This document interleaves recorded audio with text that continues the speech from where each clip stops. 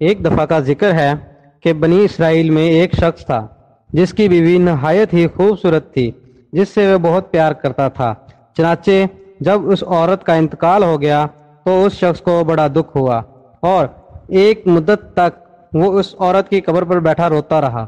اتفاقاً حضرت عیسیٰ علیہ السلام کا ادھر سے گزر ہوا تو انہوں نے اس شخص کو پریشان حال دیکھ کر اس کا سبب معلوم کیا۔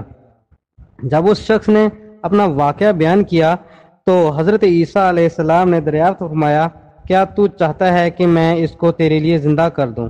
اس نے عرض کیا کہ ہاں حضور، میں یہی چاہتا ہوں۔ چنانچہ جب حضرت عیسیٰ علیہ السلام نے اس قبر کے مردہ کو آواز دی تو قبر سے ایک حبشی غلام جس کی ناک، آنکھوں اور جسم کے دوسرے سوراخوں سے آگ کی لپٹیں اٹھ رہی تھیں، حضرت عیسیٰ کو دیکھتے ہی غلام نے کلمہ پڑھا۔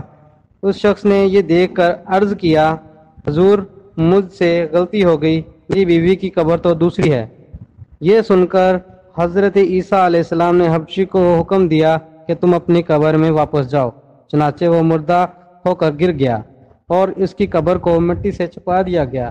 پھر حضرت عیسیٰ علیہ السلام نے اس دوسری قبر کی جانب توجہ فرمائی اور حکم دیا کہ اے صاحب قبر، اللہ کے حکم سے زندہ ہو جا۔ چنانچہ قبر پھٹی اور اس سے ایک عورت سر سے گرد جھاڑتی ہوئی باہر آ گئی، جس کو دیکھ کر وہ شخص بولا کہ یا روح اللہ، میری بیوی یہی ہے۔ اور حضرت عیسیٰ علیہ السلام کے حکم سے وہ اسرائیلی اپنی بیوی کو ہمراہ لے کر واپس ہونے لگا، مگر عرصہ سے جگا ہوا تھا، اس لیے اس پر نیند کا غلبہ ہو گیا اور اس نے بیوی سے کہا کہ تیری قبر پر گریا و زاری اور بیداری نے مجھے ہلا ہے، چاہتا ہوں کہ کچھ دیر آرام کر لوں۔ بیوی کہنے لگی کہ ہاں آپ آرام کر لیجئے۔ چنانچہ وہ شخص بیوی کے زانوں پر سر رکھ کر سو گیا۔ اتنے میں ایک گھوڑے پر سوار ایک شہزادے کا ادھر سے گزر ہوا جو اپنے زمانے کا یکتا اور خوبصورت شہزادہ تھا، جس کو دیکھ کر عورت بے قابو ہو گئی اور اس کا دل قابو میں نہ رہا۔ اس نے شوہر کا سر زانوں سے نیچے رکھا اور محبت و عشق سے مجبور ہو کر شہزادے کے سامنے جا کھڑی ہوئی۔ ادھر جیسے ہی شہزادے کی نظر اس پر پڑی، وہ بھی اس کو دیکھ کر اس پر عاشق ہو گیا اور عورت کی خواہش پر اس کو اپنے گھوڑے پر بٹھا کر لے گیا۔ چنانچہ اس کے شوہر نے بیدار ہو کر جب اپنی بیوی کو نہ پایا تو نہایت پریشان ہوا اور اس کے ساتھ ملنے کی تدبیر سوچنے لگا۔ اس نشانے قدم پر چل کر اپنی بیوی کو تلاش کر لیا جو شہزادے کے پاس پہنچ چکی تھی۔ اس کو دیکھ کر اس شخص نے شہزادے سے عرض کیا کہ یہ میری بیوی ہے، آپ اس کو چھوڑ دیجئے۔